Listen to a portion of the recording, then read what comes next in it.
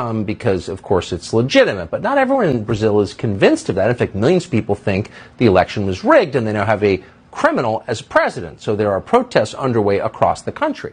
There are reports tonight from investigative journalist Matt Turman that the Brazilian military stands with the incumbent president, Jair Bolsonaro.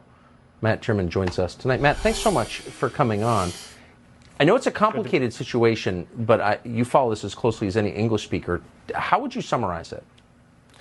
Well, you're right. It is a complicated situation. We are in day 29 of mass protests in Brazil, a democratic country with free elections. And we're talking not tens of thousands or hundreds of thousands, but millions. And what looks to be, when all's said and done, will be tens of millions. This is the largest democratic protest in possibly human history. And the global media is crickets on this. It is totally being memory holed in real time. But the people are very clear. They do not want to be led by a convicted criminal. And recall, Lula da Silva was convicted in 3 separate courts of 12 charges by 19 judges unanimously, not Bolsonaro appointees. This was years before Bolsonaro.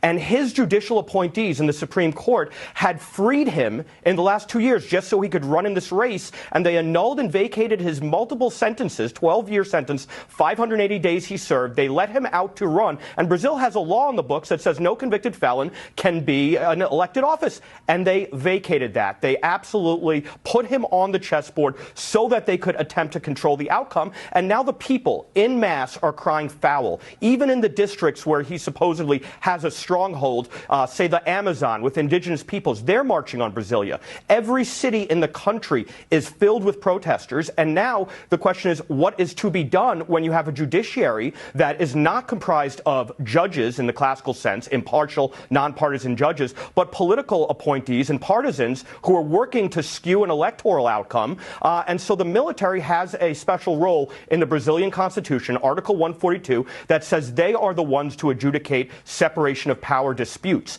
And it looks like this will be coming to a head. Amazing. And of course, da Silva would be a willing servant of China.